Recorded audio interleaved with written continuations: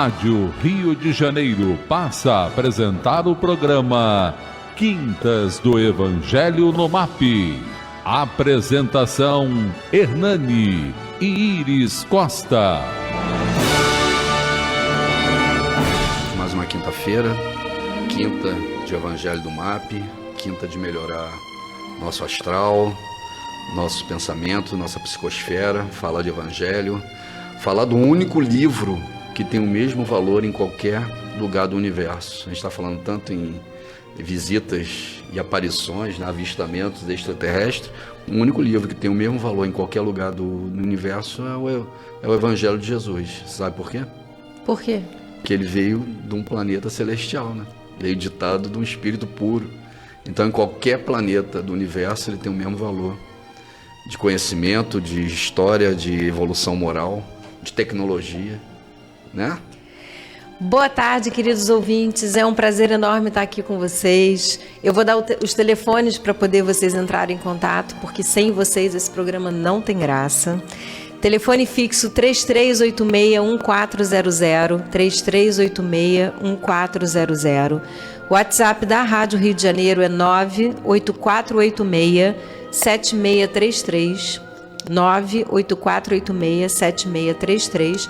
Ou você pode entrar no YouTube, na página da Rádio Rio de Janeiro, que a gente está transmitindo lá, ou no Facebook, na página do Quintas do Evangelho no MAP. Se você colocar Quintas do Evangelho no MAP, você vai entrar no Facebook e tem todos os nossos programas lá. Tem uns programas antigos, a beça. No outro dia até eu me diverti com os programas. Nós éramos tão novinhos. Pois é, eu era tão magrinha, era muito bom.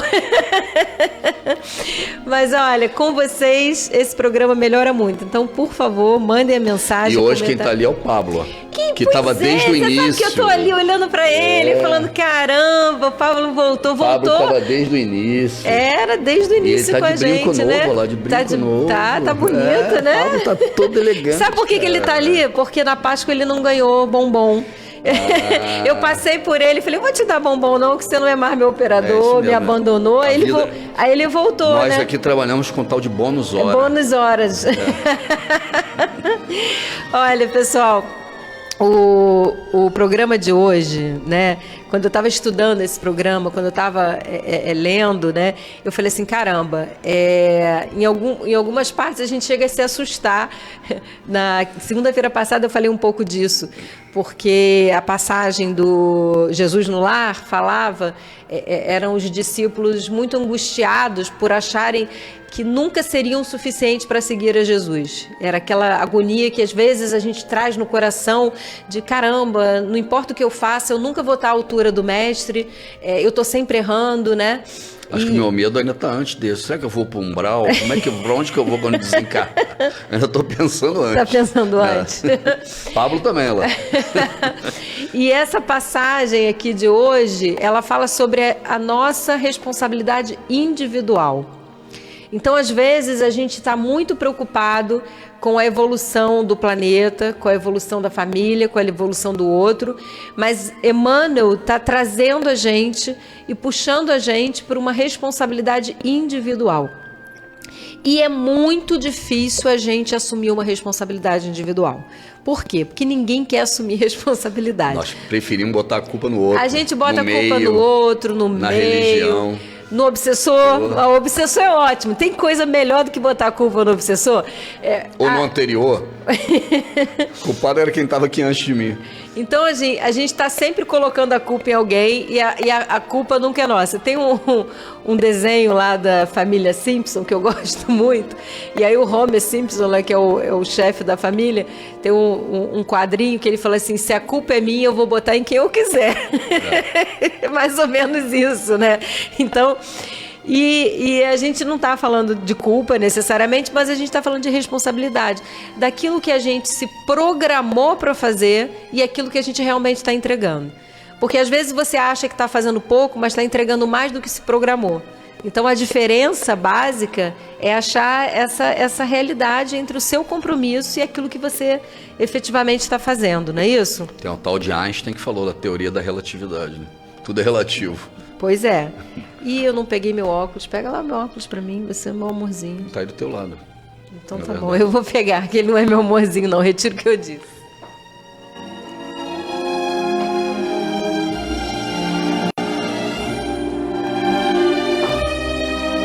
Ele podia ter ficado falando com os ouvintes, né? Enquanto eu saí, né? Sim, fui eu que esqueci o óculos. Falo pra ele, cara, que ele sem mim não é nada. Ele fica dizendo que ele tem a Yasmin agora que tá tudo certo. Não tá, não. Não tá mesmo.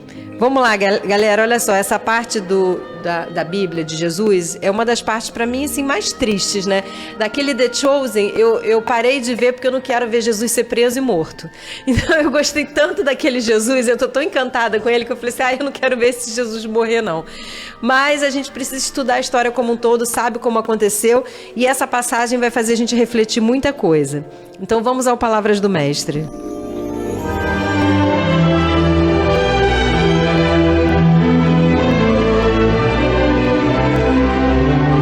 Palavras do Mestre.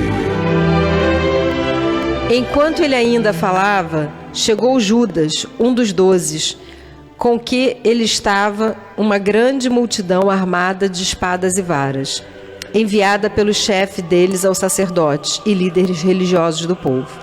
O traidor havia combinado um sinal com eles, dizendo: aquele a quem eu saudar com um beijo é ele, prendam-no. Dirigindo-se imediatamente a Jesus, Judas disse: salve, mestre, e o beijou. Jesus perguntou: amigo, o que o traz? Então os homens se aproximaram, agarraram Jesus e o prenderam. Um dos que estavam com Jesus, estendendo a mão, puxou a espada e feriu o servo do sumo sacerdote, decepando-lhe a orelha. Disse-lhe Jesus: guarde a espada, pois todos os que empunham a espada, pela espada morrerão. Você acha que eu não posso pedir a meu Pai, e ele não colocaria imediatamente à minha disposição mais de 12 legiões de anjos? Como então se cumpririam as Escrituras que dizem que as coisas deveriam acontecer dessa forma? Naquela hora, Jesus disse à multidão: estou eu chefiando alguma rebelião para que vocês venham prender-me com espadas e varas? Todos os dias estive ensinando no templo e vocês não me prenderam. Mas tudo isso aconteceu para que se cumprissem as escrituras dos profetas. Então os discípulos o abandonaram e fugiram. E aí, Hernani? É a passagem o início da paixão de Jesus, né? Jesus já sabia que ia passar pelo martírio. Já tinha sido avisado a ele, né? Tanto que ele fala: pai, se é isso que é sua vontade, que eu beba desse cálice, né? Sabia que ia ter o escândalo naquele momento. Foi um dos poucos momentos na vida dos 33 anos de Jesus em que ele permite que o escândalo aconteça ao redor dele, né? E um dos maiores escândalos foi Judas entregar, que culminou no suicídio dele, que a gente vai falar mais à frente. Então Jesus sabia da fragilidade do coração e da intenção de Judas, né? Pré-anunciado pela postura dele, o que ele fazia naquele momento da última ceia, etc. Sabia que se ele passasse pelo martírio, e ele cita aí, né? Eu estou o tempo todo aqui dentro do templo, por que eu tenho que passar dessa forma? Por que eu tenho que ser entregue por você, traído, né? Que vai marcar tanto, né? Ao ponto dele suicidar, depois ter que voltar como Joana d'Arc. Então tem todo um contexto ali que Jesus sabia que esse escândalo ia marcar muito a humanidade. Por outro lado, o plano espiritual já tinha o orientado que era importante o martírio para que nós lembrássemos no futuro. Quer dizer, um justo sendo traído, o Filho de Deus. E nós temos que parar para avaliar sempre o Evangelho, tanto o Evangelho, né, o tradicional, né, quanto o Evangelho segundo o Espiritismo, porque nós já cometemos alguns erros no passado, primeiro nas traduções e na forma que nós deisificávamos Jesus, né? Para vocês terem uma ideia, o Espiritismo no século XX, né, ele tratava Jesus em alguns momentos aqui dentro do Espiritismo nosso, do Espiritismo tradicional, como ele ser um corpo humano, como se ele não tivesse um corpo biológico, que era o corpo fluídico de Jesus. Essa era uma discussão comum dentro da doutrina espírita. Por quê? Porque não queriam admitir que Jesus nasceu de Maria de forma biológica. Assim como os concílios mantiveram, né, a virgindade de Maria, mesmo nós sabendo que Jesus teve uma série de irmãos, né? Então a gente estava o tempo todo querendo transformar Jesus em algo diferente de nós e mais próximo de Deus. Por quê? Porque nós não conseguimos enxergar pelo espiritual. Jesus, o Espírito puro, né, e nós fomos criados à imagem e semelhança de Deus espiritualmente, mas enquanto encarnado entre nós, ele passou pelas aflições biológicas, tanto é que ele sangra, que ele vai para a cruz e que ele passa por tudo isso. Então, quando a gente olha, né, o Evangelho e o Evangelho segundo o Espiritismo, a gente tem que tomar esse cuidado, porque muitos autores e muitos estudiosos espíritas também têm a tendência de tratar Jesus como um Deus. Tanto que eles consideravam que ele nem tinha um corpo biológico. Essa questão, quando eu entrei no Espiritismo há 20 e poucos anos atrás, ainda era muito discutida, o corpo fluídico de Jesus. Fora isso, o quanto Jesus já sabia que ia acontecer, que horas que Jesus ia entregar a ele. Quer dizer, pessoas tentam desificar Jesus, né, criar uma condição de que ele tinha controle de 100% de tudo que estava acontecendo ali. E não é a verdade. Quando você olha o Evangelho e traz isso para dentro da doutrina espírita, você vê que tem um livre-arbítrio para tudo isso. Se ele pudesse controlar tudo, ele não deixaria Judas suicidar. O livre-arbítrio de Judas que leva ao suicídio. Tanto que Jesus fala, era melhor que não tivesse nascido. Para você fazer isso, era melhor que não tivesse nascido, porque o sofrimento vai ser muito grande. Existiam outras formas de ele ser pego, de ter passado por esse martírio.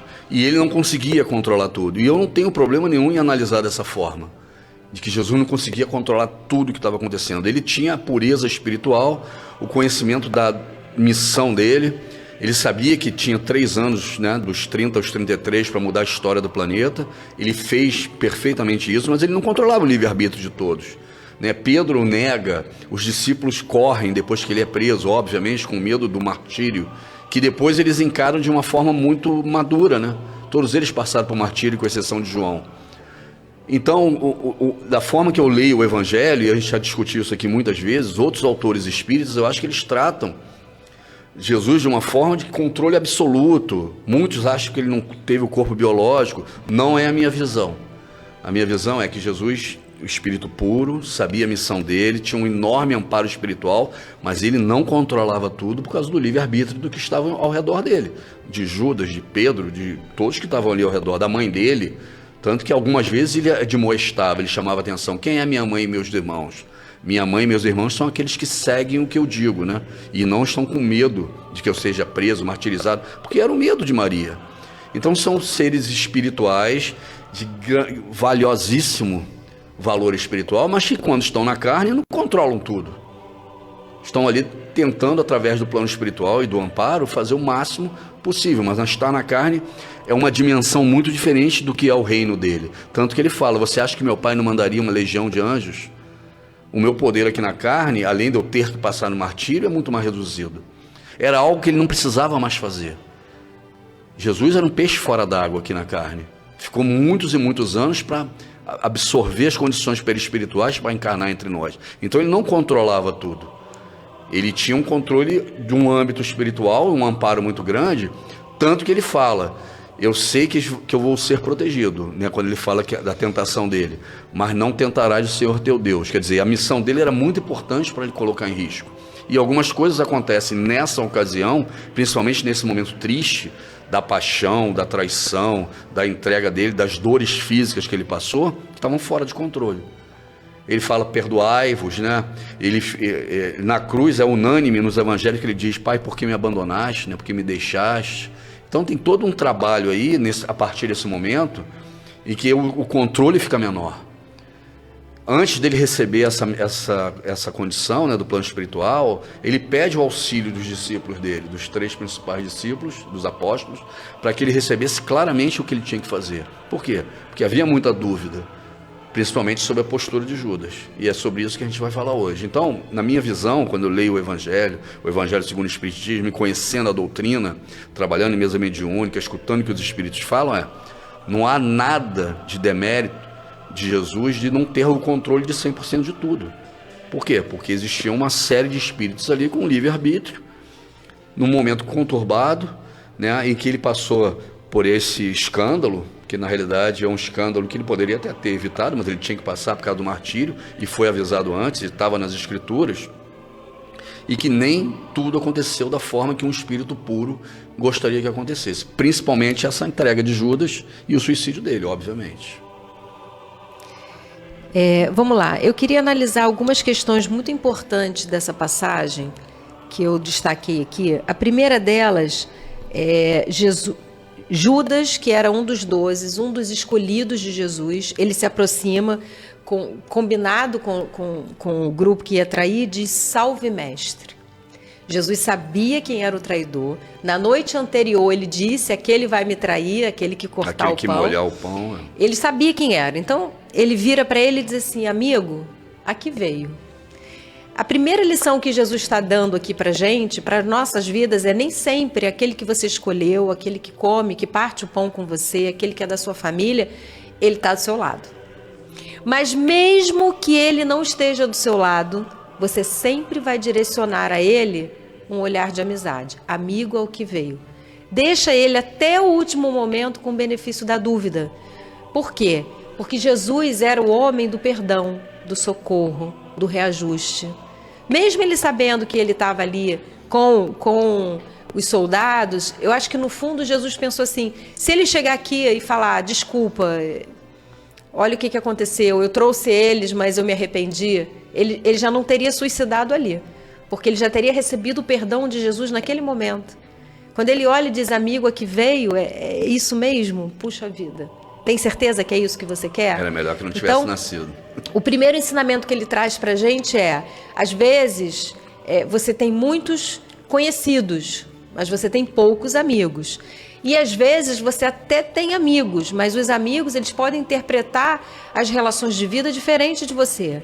E nem sempre o que eles acham que é melhor para você é o que é melhor para você. Então, na nossa vida, a gente tem que definir muito: tudo eu posso, mas nem tudo me convém. Por quê? Eu vi uma reportagem do Maradona, e ele falou uma coisa assim muito triste, que ele falou assim: eu vivia cercado de amigos quando eu tinha muito dinheiro, cercado de amigos. Não me faltava uma companhia, não me faltava um sorriso.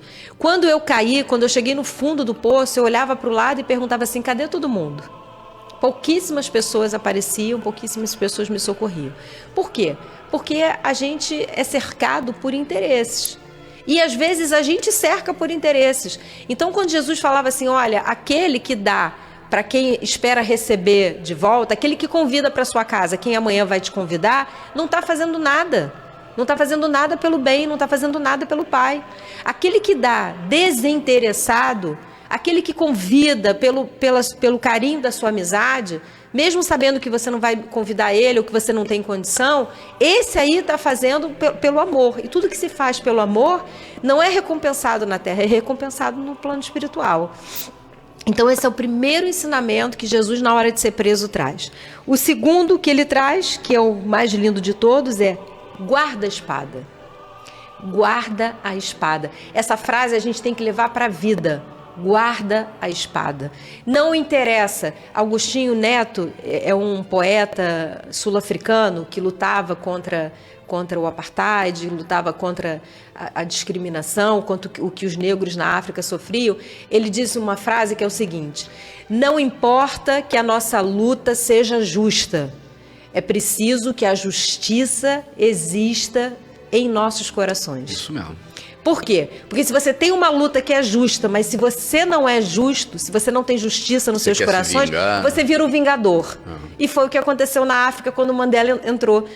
Os próprios negros, às vezes, eram contra eles, pensavam: se ele está muito bom com os brancos, o que é isso? Ele falou: não vim aqui para me vingar.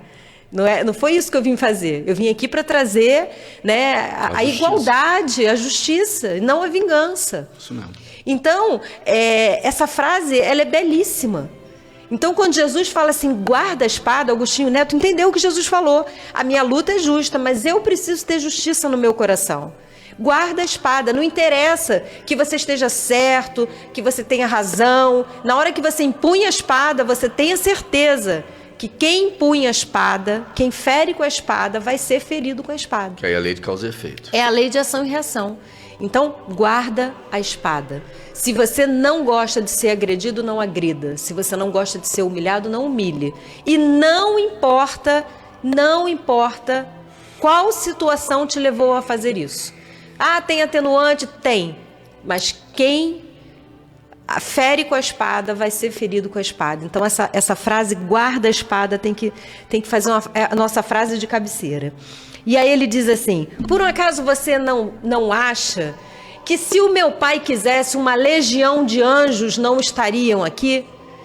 Então eu vou dizer para vocês, quando o pai quer, uma legião de anjos vai à sua casa.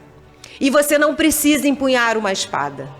Então, se você está passando por um problema, se você está passando por uma injustiça, se você está passando por uma dor, dobra o teu joelho. Não levanta uma espada, dobra o teu joelho e diz assim: pai, me ajuda a passar por isso, mas se eu puder não passar por isso, né? É isso que Jesus falou: você pode afastar de mim esse cálice, se eu puder não passar por isso. Porque ele não precisava passar, espiritualmente falando, as marcas de Jesus, o espírito dele não precisava passar. Para mim, o cálice de Jesus era a morte o suicídio. Eu acho que é o Judas. martírio como um todo, né? Porque a situação era, ele podia ter evitado, né? Então ele pega e fala: mas eu deveria evitar isso tudo, mas eu preciso do martírio para que eles lembrem no futuro. Eu preciso mudar o planeta. Aí eu falei: então, se é isso que precisa, que eu beba do cálice. Então, nesse momento, é o momento que você passando por uma dificuldade, você passando por uma dor, você não precisa empunhar uma espada. Porque se Deus quiser, uma legião de anjos vai à sua casa, vai à sua empresa, vai à sua rua, vai à sua vila, vai ao seu planeta. Confia no Pai. Confia em Jesus, confia nas palavras de Jesus. Porque no final só vai acontecer o que Deus permitir que aconteça. Nada que Deus não permita vai acontecer. Então, se está acontecendo, se a dor é profunda, se eu não estou recebendo a cura, se eu estou sendo humilhado, eu tenho que dizer assim: Senhor, qual é o ensinamento? Que eu possa me dobrar e me curvar à tua vontade, me curvar ao teu ensinamento. É difícil? É difícil. Mas quando a gente coloca a nossa confiança em Deus acima da nossa vontade, o peso fica leve. Porque a gente sabe que o socorro vai chegar. E o socorro chega quando a gente menos espera e da onde a gente menos espera. É a legião de anjo que Jesus manda quando a gente precisa. E, por último, e não menos importante, ele diz assim: mas tudo isso aconteceu para que se cumprisse as escrituras dos profetas. Então, os discípulos abandonaram e fugiram. Duas coisas importantes. A primeira é: vai acontecer o que tiver que acontecer. A gente está falando de Jesus? Não, a gente está falando da nossa vida. Programação reencarnatória. O que você fizer vai definir. O teu eu de hoje é a tua luz ou a tua treva de amanhã. São as tuas decisões que vai fazer o andar da sua vida, ser uma vida leve, uma vida de esperança no futuro, ou vai ser uma vida de tropeço. Nós temos na nossa vida várias opções de estrada. Eu tenho uma estrada lisinha que vai fazer chegar rapidinho, mas eu tenho uma estrada cheia de tropeço, de buraco, difícil de caminhar, que às vezes eu levanto, que às vezes eu... E aí Deus olha pra gente assim: filho, eu quero que você pegue essa estrada aqui da direita, a do buraco. Aí eu olho pra ele: não, eu quero a lisa. Tá maluco? Vou pegar a estrada do buraco, nada.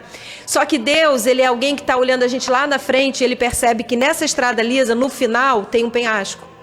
E você cai. A do buraco, você demora, mas chega no lugar e chega no objetivo final. A lisa, você pode até não cair no penhasco, mas vai ter que voltar ela toda e pegar a estrada do buraco. Então, as nossas decisões são nossas. Mas só vai acontecer no final aquilo que precisa acontecer de acordo com a nossa programação. E essa programação é individual. Então, não importa que você venha numa família com mais dificuldade, ou que você venha numa família com muita abastança, né? Se você tem muito privilégio, o que eu tenho que entender? Você tem que fazer muito com esse privilégio que você recebeu. Mas já não acredito, gente. Não sai daí que eu já volto. E eu tenho muita coisa para falar ainda.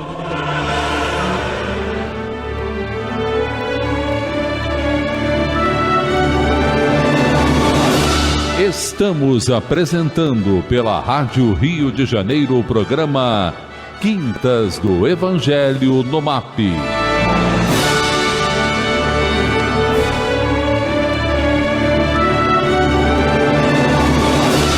Voltamos a apresentar o programa Quintas do Evangelho no MAP.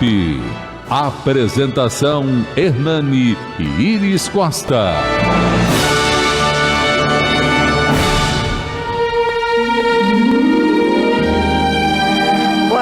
queridos ouvintes. Muito obrigado por ter continuado conosco. Para quem está chegando agora, a gente está falando sobre o momento em que Jesus foi preso, mas o que a gente está falando é sobre a nossa missão individual, não só a missão de Jesus. Jesus dá um exemplo ali naquele momento onde ele é preso, com as coisas que precisavam acontecer com ele, e diz que aquilo aconteceu porque tinha que se cumprir as Escrituras. Mas que, na verdade, a gente está aqui trazendo essa reflexão para as nossas vidas.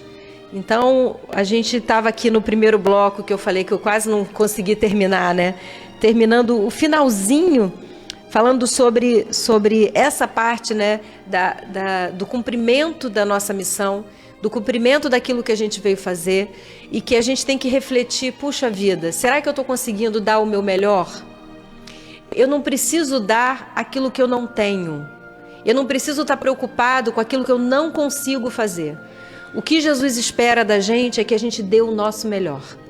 Jesus não está esperando que a gente não vai errar. Ele não está esperando que a gente não vai pecar, né, como os nossos irmãos católicos diziam. Ele não está esperando que a gente não vá escolher, né, atitudes que ele não escolheria. Ele sabe das nossas dificuldades. O que ele está esperando? Que a gente dê o nosso melhor.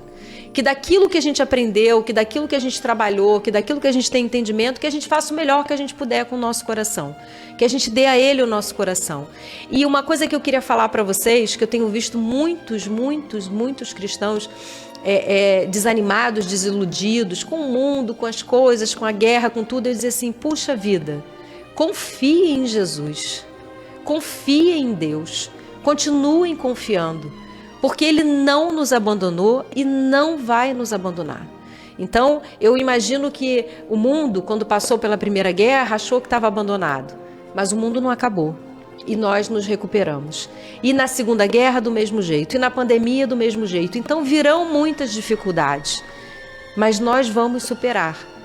Porque nós precisamos confiar em Deus.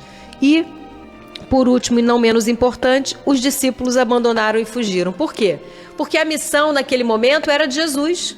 Então nem sempre o momento dos discípulos ia chegar. Mas você já imaginou se todos os discípulos fossem presos e mortos com Jesus? A gente não ia conhecer o Evangelho. A gente precisou dos discípulos depois para que eles pudessem sair pregando ao mundo. E todos encararam o martírio, com exceção de João. No seu momento. Então o fato de você, naquele momento, não estar ali, ou aquela pessoa não estar naquele momento com você, ela talvez vai estar em algum outro momento. E o importante é a gente saber qual é o momento de atuar, qual é o momento de socorrer, porque às vezes a gente acha que está socorrendo brigando e a gente está só prejudicando. Então a gente se retira, mas em algum momento a gente volta e diz, não era bem assim. Tá certo? Mas vamos lá. Agora a gente vai para a parte boa, que é a parte de vocês. Eu queria mandar um beijo enorme para Janira Carneiro de Madureira, que está sempre com a gente. Boa tarde, amores. Beijos e abraços, muito carinho. Para Sônia Regina do Rio Comprido, que mandou aqui, casal 20, boa tarde, paz e bem. Rosimar de Anchieta mandou um boa tarde. José Carlos Arruda, boa tarde, Iris Hernani. Achei super interessante a opinião dele sobre Jesus. Nunca tinha visto sobre esse prisma. Obrigado. Saúde e paz. Cadê a Yasmin, garota de luz? A Yasmin vai vir. Yasmin deve estar em casa preparando a minha apresentação de sábado. Yasmin vai vir. Eu já falei para ela que ela já tem cadeira cativa dela. Aqui. Espero que ela esteja fazendo. Vai ser a apresentação Hernani, Iris e Yasmin. Vandimar do Jardim América. Tudo bem, Hernani Iris? Por favor, põe os nomes na irradiação. Sim, um abraço grande para você. Já coloquei os nomes. Dalva de Guadalupe. Que linda mensagem, eu estava precisando muito, que Deus abençoe o casal. Ai, que legal, Dalva. Nossa, isso aí enche meu coração de alegria. Ditinha Araújo, boa tarde, primos. Estou na escuta, amando o programa, que está muito abençoado, que Jesus abençoe. Já dei like e compartilhei. Eu sempre esqueço, né? Vamos lá, dá o like, curte e compartilha. Kátia Chamon de Pilares. Olá, amigos, tudo bem? Aqui é Kátia Chamon de Pilares. Então, discordo do Hernani. Vamos lá, porque o bom é esse. Quando ele fala sobre... Fala gostoso. Eu também. Sobre Jesus não tinha o controle do livre-arbítrio dos outros. Simplesmente Jesus já sabia qual era a escolha que iria ocorrer devido a ele saber direitinho como era o espírito falível daquele com quem ele estava. Tanto que antes de conhecer Pedro e o negar, ele sabia a escolha de Pedro e Pedro fez. Ele já sabia a escolha de Judas e Judas fez. Se Jesus não tivesse o conhecimento, não seria o espírito mais puro estado aqui, o governador do planeta. Não, vamos lá, Kátia, dessa vez nem eu não vou discordar do Hernani, embora eu sempre discorde. Ter o conhecimento é uma coisa. Saber o que você ia ter fazer, o controle é final é outra. Por quê? Por exemplo, ele não sabia que a hemorroíça ia tocá-lo. Tanto que ele fala assim, quem me tocou? Eu senti o poder saindo de mim. Ele não tinha vontade e nem conhecimento. A fé dela era tão grande que ela falou... Livre-arbítrio. Foi o livre-arbítrio que levou à cura. Naquela das cachorrinhas também. Ela vai e pede a cura, ele diz assim, eu vim para os filhos da casa de Israel. Ela falou... Quem dá pão aos filhos e aos cães e deixa de comer, dá alimento aos filhos? O que ela responde? Também os cachorrinhos comem as migalhas. Não vejo uma fé tão grande nenhum dos meus discípulos. Então, em alguns momentos... O servo do centurião. Surpreendeu ele. Tanto que ele ia na casa. Jesus, de tanto que ele não sabe o futuro, que quando o centurião vem, ele fala assim, vou até a sua casa. Aí o centurião fala, não, minha casa não é digna. Porque eu sei que eu não sigo e que isso vai ser uma afronta à sua religião. Mas se você disser daqui, eu sei que ele vai ser curado. Porque eu também tenho soldados e mando que eles curem. Quer dizer, o centurião sabia do poder espiritual dele. Então, o que acontece? Ele. Conhecimento a gente tem. Ele olha a aura dele e diz assim, esse aí está pronto para fazer uma besteira. Mas o livre-arbítrio que Deus nos deu, ele dá a gente, a qualquer momento, a oportunidade de mudar. E você virar uma chave e falar, não vou fazer. Então, alguns espíritos surpreenderam Jesus para o bem e outros para o mal. Jesus não sabia que Judas ia suicidar. O suicídio em si não, mas ele sabia que alguma coisa ia acontecer e que ele poderia chegar ao suicídio. Por quê? Porque normalmente quem suicida vem de encarnações suicidas. Então ele tinha uma possibilidade, ele enxergava a possibilidade. Mas não tinha um controle. Isso em física quântica, isso é muito explicado. A questão do observador e do não observador. Isso é ciência. Então Jesus tinha a visão, né? Porque ele tinha uma visão além do nosso alcance, né? Mas o livre-arbítrio, você que decide. Então Deus, ele sabe mais ou menos que a gente vai errar, mas no final você pode fazer a coisa certa. É como a gente olhando para um filho e falar assim, não, claro que você não vai fazer o que eu estou falando, mas aí na hora ele lembra de você, lembra dos teus ensinamentos de não vou fazer isso não vou fazer isso com a minha mãe. E aí ele te surpreende positivamente. Então isso pode realmente acontecer. A gente até estava falando sobre o suicídio, que o suicídio é uma coisa interessante. Todas as religiões condenam o suicídio e não sabem nem por que condenam, a ponto de falar assim, o suicida não merece nem oração. Mas se você parar para pensar, o suicídio é a única coisa que acontece 100% contra a vontade divina. Por quê? Eu resolvi que vou matar o Hernani. Muitas vezes eu já tinha resolvido isso. Quase todo dia. Eu resolvi que eu vou matar o Hernani. Depois ela desiste. Mas eu posso atirar no Hernani. Se ele não tiver que passar pela prova, passar pela dor, a bala não pega, ele não morre. Deus tem um jeito, né? Tem todo um mecanismo que, na verdade, vou voltar para a física quântica, é a lei de atração, é a lei da energia, é a tua marca perispiritual, ele tem todo um mecanismo de controle. Mas quando eu resolvo que eu vou me matar e não está na hora de eu morrer, como ele respeita meu livre-arbítrio, ele manda Maria, tenta me dissuadir, mas a escolha é minha. Então, o suicídio é a única coisa que vai 100% contra a vontade divina. Por isso que no íntimo espiritual, as religiões e todo mundo sabe, não, isso está errado, tem alguma coisa muito errada nisso. Porque Deus não consegue livrar você. Eu acho que... Quando ele te dá o livre-arbítrio, ele não vai dizer para você, você não vai se matar e pronto. Ele não faz isso, senão ele está tirando o teu livre-arbítrio. Esse assunto sobre o controle de Jesus, dele saber tudo que vai acontecer, 100%, etc., eu acho que é um assunto até meio dogma dentro da doutrina espírita, né? Muitos autores ficam o tempo todo justificando tudo que aconteceu dentro do Evangelho, como se Jesus soubesse aquelas falhas, etc., para poder comprovar a fé ou o poder dele. Não existe nada de errado de Jesus não ter o controle do livre-arbítrio de todo mundo. Justamente isso é a beleza. É a beleza divina. E eu acho que o Espiritismo ele precisa evoluir nessa maturidade, assim como evoluiu sobre o corpo fluídico de Jesus. Até pouco tempo atrás, eu ia em reuniões que eu ficava calado, mas as pessoas garantindo que Jesus não tinha um corpo biológico. Os rustenguistas, né? E eu ficava, tá bom, mas é um absurdo. Quer dizer, um programa desse da rádio, né, há 20 anos atrás ia ter uma discussão enorme. E hoje eu acho que é uma grande unanimidade que Jesus teve um corpo biológico. Quer dizer, não tira nenhum mérito de Jesus. Aí eu lembrei do professor Newton de Barro que falava, vocês estão coando mosquito para engolir camelo. Isso não tem a menor importância. Não tem importância se Maria é virgem, se Maria não é virgem, se Jesus tinha corpo, se não tinha corpo. Pega o que Jesus ensinou, coloca os ensinamentos de Jesus na sua vida. Né? O poder dele como espírito puro é no plano espiritual. Tanto que ele desencarna na cruz e ele vai fazer uma série de coisas. Avisa aí que eu não vou embora não, eu estou precisando de 2 horas de programa hoje, que eu não cheguei nem no Emmanuel ainda. Querido casal, boa tarde. Sobre Jesus, tenho algumas dúvidas para você. Com base na lei de causa e efeito ou na lei de ação e reação, como explica as dores de Jesus entre nós? Seria apenas um caráter de missão? Só mais uma pergunta. Jesus desintegrou o corpo dele? O surgimento dele após a morte foi na condição perispiritual, na condição visível a nós? Foi assim que ele andou sobre as águas? Mário Luiz... Eu que vou responder você? É você. Então, opinião do Hernani, de 25 anos de doutrina espírita, né? Lendo, participando de mesa, vendo o que é uma materialização luminosa. Então vamos por parte. Jesus não precisava espiritualmente, perispiritualmente, passar por nenhum flagelo, nenhum.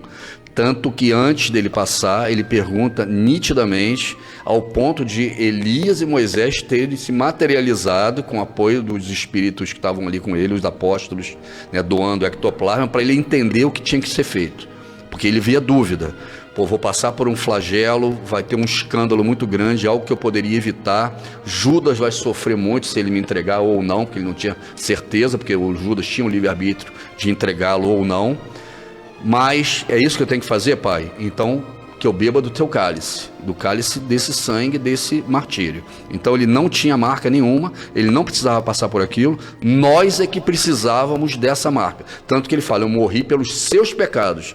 Quando ele fala, eu morri pelos seus pecados, vocês têm tanto problema para gravar e entender o que é espiritual, que eu vou sofrer os flagelos em nome de vocês. E nós gravamos isso na nossa consciência. Então ele não precisava passar.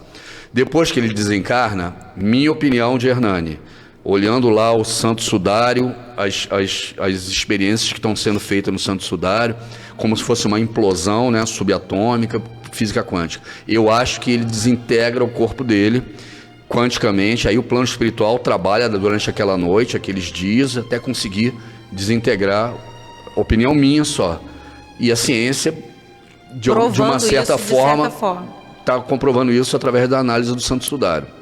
Mas é só uma opinião minha. Se a ciência provar mais na frente que não foi isso, ou vier uma informação mais privilegiada, mas acho que sim. As materializações luminosas de Jesus são as mesmas que nós vivenciamos como espíritas no século XX aqui, com Palminha. Quem quiser pegar os livros, né, são materializações luminosas. A Oscal fazia muitas materializações. Aqui o centro onde a Nádia frequenta, o André Luiz também, etc. Frei Luiz fazia até pouco tempo, enquanto a Arruda estava encarnado entre nós.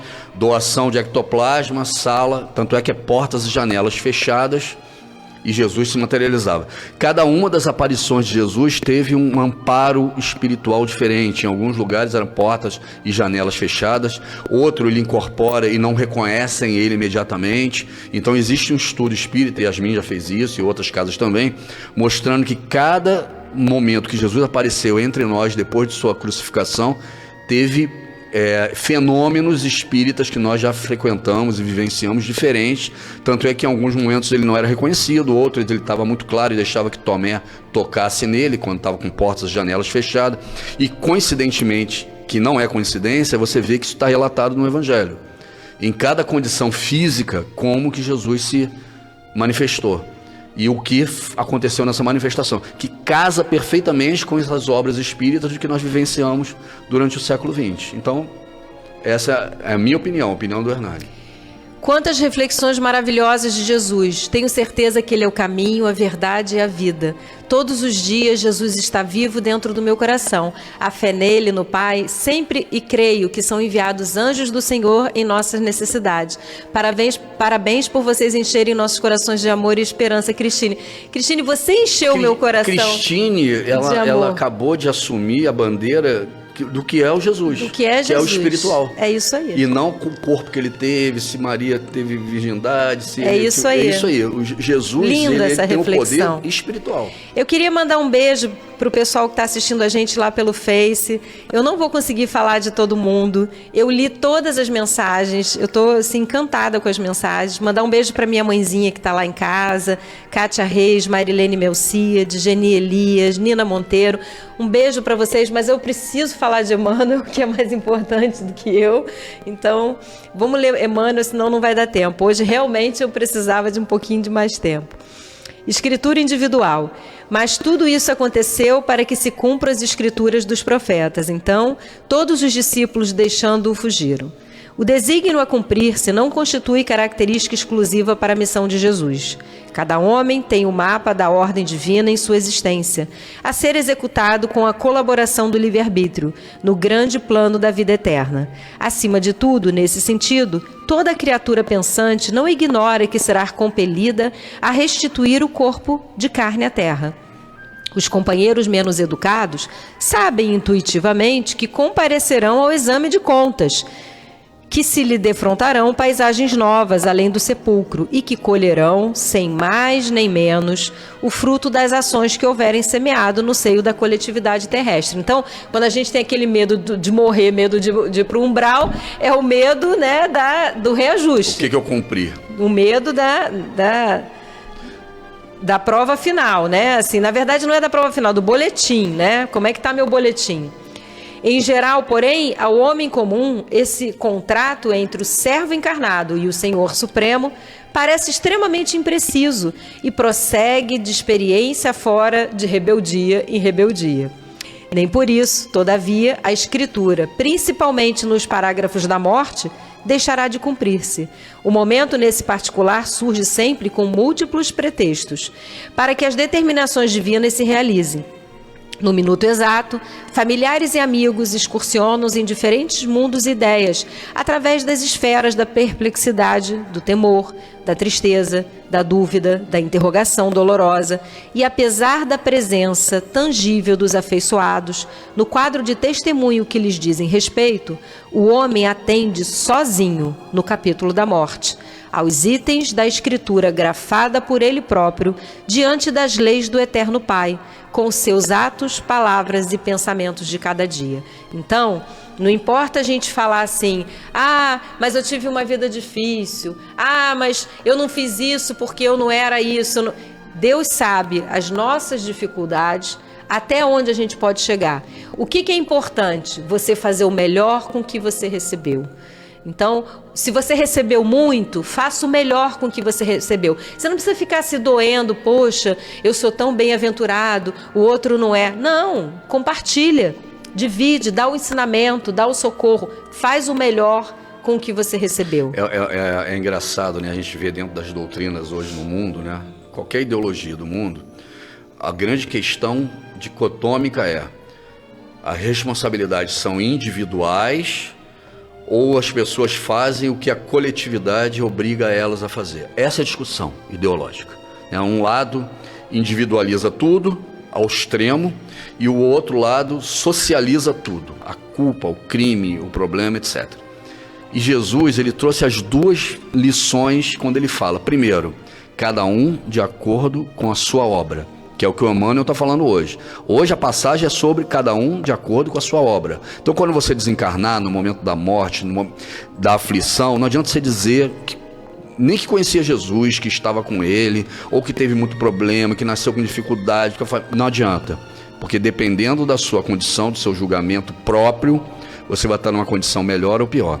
Só que, por outro lado, Jesus dizia: aquele que mais souber e mais tiver, mais será cobrado.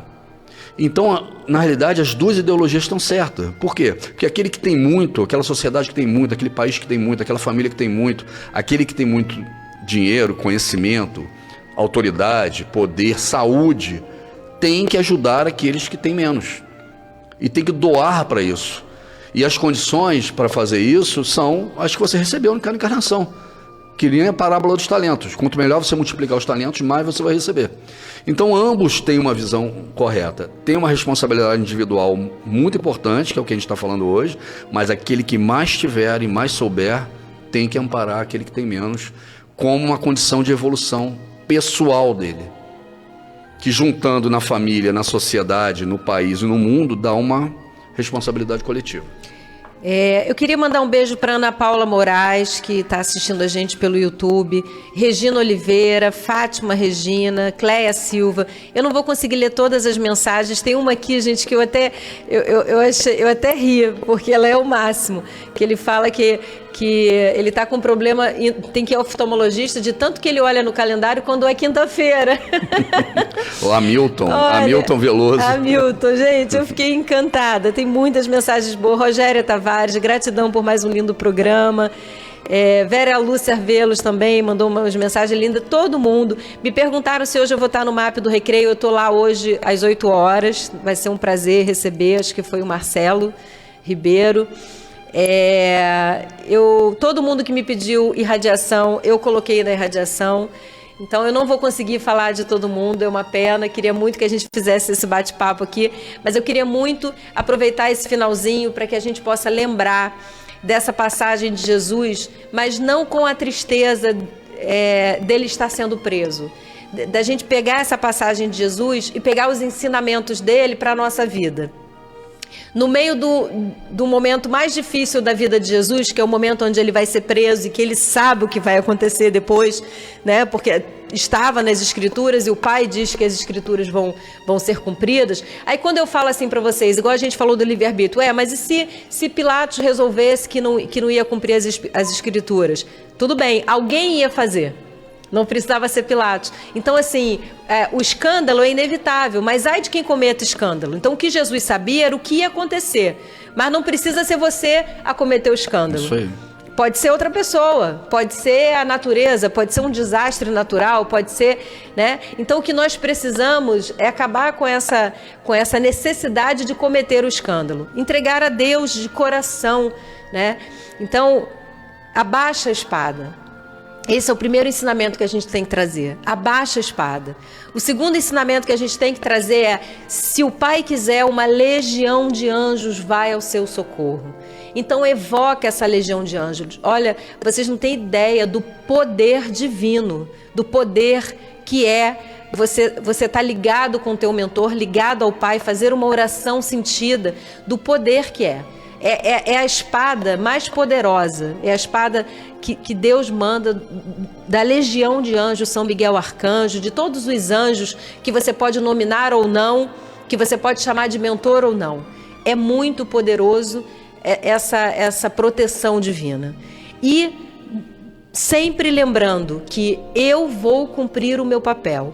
Se eu me programei para fazer determinado socorro, para passar por um determinado processo na vida e fugir dele pelo meu livre-arbítrio, tudo bem, eu vou estar adiando uma prova.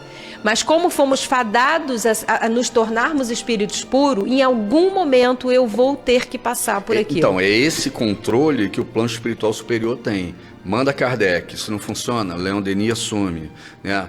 Então, essas opções... As coisas importantes vão acontecer, mas quem vai fazer e como vai acontecer, ninguém nasce para errar.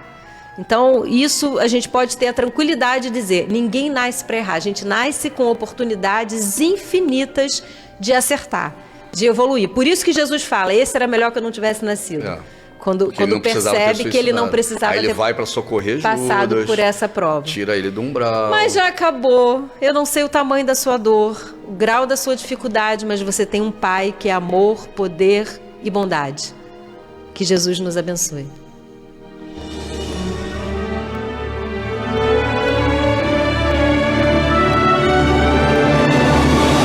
A Rádio Rio de Janeiro apresentou o programa Quintas do Evangelho no MAP. Apresentação: Hernani e Iris Costa.